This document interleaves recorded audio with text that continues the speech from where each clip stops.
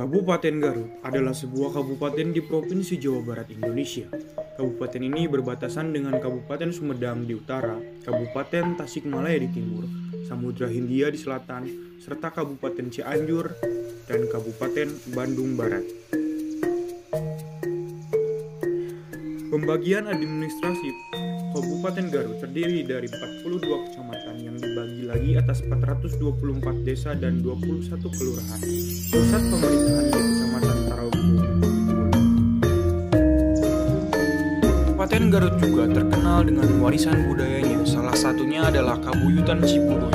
Terletak di kaki Gunung Cikuray, tepatnya di Desa Pamalayan, Kecamatan Cigedu, Garut.